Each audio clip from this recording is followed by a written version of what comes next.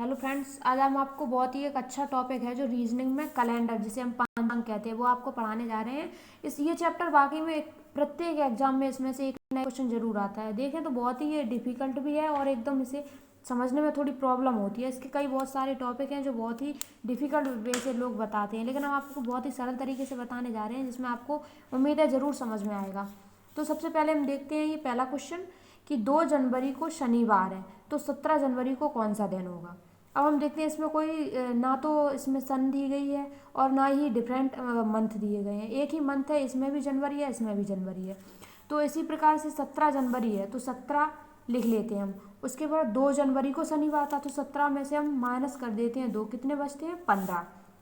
क्योंकि हमें पता है एक सप्ताह में कितने दिन होते हैं, एक सप्ताह में हमारे 7 दिन होते हैं।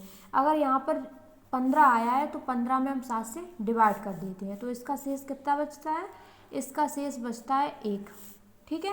और यहाँ पर क्या कहा गया था, 2 जनवरी को शनिवार है तो शनिवार प्लस 1 बराबर क्या हो जाएगा, रविवार। इस प्रकार हमने बड़ी आसानी से इसको फाइंड कर लिया कि 17 जनवरी को रविवार होगा। ठीक है। अगर यहाँ पर ये शेष जो था अगर 7 से कम आता है तो हम 7 का डिवाइड नहीं करते हैं, क्योंकि 7 से कम है तो उसमें यही जोड़ देते हैं। जैसे इस प्रकार से यहाँ पर अगर आ जाता 5, अगर यहाँ पर डिवाइड करने से 5 आ जाता तो हम 7 का डिवाइड नहीं करेंगे, क्योंकि 5 7 से कम है। इसी प्रकार हम देख लेते हैं 2 जनवरी को शनिवार है तो 17 जनवरी को कौन सा दिन होगा। यानी कि 17 में से 2 को माइनस करके 15 आ गया और 15 में 7 का डिवाइड कर दे, शेष जो बचता है उसका इसमें जोड़ते हैं। ये बात हमेशा हम लोगों को याद रखनी है। उसके बाद ये तो बहुत ही सिंपल था, क्योंकि इसमें ना ही कोई ईयर दी गई थी, सिर्फ डेट दी गई थी तो एक ही मंथ था। इसी प्रकार अगर ईयर भी दे दी जाती है तो ईयर को हमें समझ लेना ये बहुत ज़रूरी होता है, कौन सा लीप वर्ष है कौन सा सामान्य वर्ष है। हालांकि ये पता होता है बट फिर भी जान लेना ज़रूरी होता है। जिस प्रकार से लीप वर्ष दी गई है, लीप वर्ष क्या होता है, लीप वर्ष जो 4 से पूरी तरह विभाजित हो जाती है वो लीप वर्ष होता है, और सामान्य वर्ष होता है जो 4 से विभाजित नहीं होता है। और लीप वर्ष 4 से विभाजित हो जाता है तो यहाँ फरवरी 29 दिन की हो जाती है। और एक लीप वर्ष में कितने दिन होते हैं, 66 दिन होते हैं। एक सामान्य वर्ष में 365 दिन होते हैं, 366 और 365। ये बहुत ही इंपॉर्टेंट हो जाता है हमारे लिए, क्योंकि आगे जो हमारे क्वेश्चन हम हल करेंगे तो उन्हीं प्रकार से। इसी प्रकार 2014, 2015, 2016 ऐसे वर्षों में 4 से भाग देते हैं। ये बहुत ही इंपॉर्टेंट टॉपिक है और आप लोगों को मोस्टली बहुत ही कम लोग इसको बताते हैं और हम लोग कंफ्यूज हो जाते हैं, क्योंकि एग्जामिनर जो होता है वो ज़रूरी थोड़ी है 2016, 2015, 2014 दे दे। वो कभी 1000 भी दे सकता है, 2000 वर्ष भी दे सकता है, 3000 वर्ष भी दे देता है। तो हमने बताया कि 2014-15 आप सब लोग यही बताते हैं कि 4 से भाग दिया जाता है, बट ऐसा नहीं होता है। अब 1000, 2000, 3000 आ जाते हैं तो वहाँ हम 400 से भाग देते हैं। ये बहुत ही इंपॉर्टेंट टॉपिक है, आपको याद रखना बहुत ही ज़रूरी रहेगा। आपको ये चीज़ समझ में आ गई तो हम आगे का क्वेश्चन करते हैं। जिस प्रकार से देखो इधर दिया गया है 5 जनवरी रविवार है तो 15 फरवरी को कौन सा दिन होगा। ठीक है।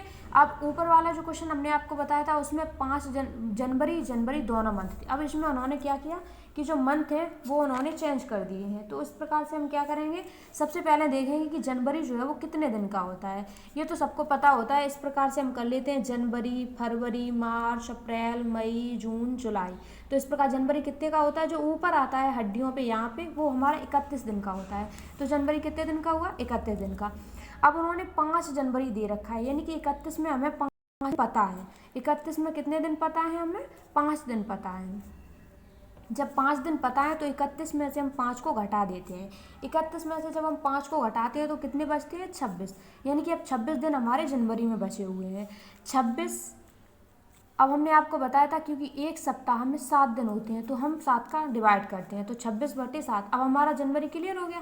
उसके बाद हमारा पूछा क्या गया, 15 फरवरी को कौन सा दिन होगा। तो 15 फरवरी तक पूछा गया ना, तो 15/7। इसी प्रकार इनको जब हम काटते हैं तो 7 या 21, यानी कि इसका शेष कितना बचता है, 5। इसको काट दे 7 दूनी 14, इसका शेष कितना बचता है, 1 = 6। अब बचा 6। अब यहाँ पर 5 जनवरी को क्या था, रविवार था।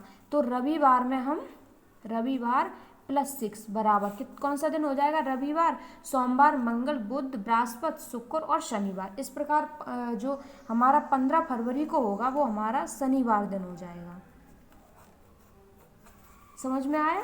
बहुत ही इजी टॉपिक। कहीं बहुत सारे लोग हैं, कहीं बहुत सारी आला लिख देते हैं, बट हमें एग्जाम में इतना टाइम नहीं मिलता है। वो तो हमने आपको स्लोली बताया, बट आप अगर समझ में आ जाएगा तो आप बहुत ही जल्दी इसको कर सकेंगे। इसी प्रकार से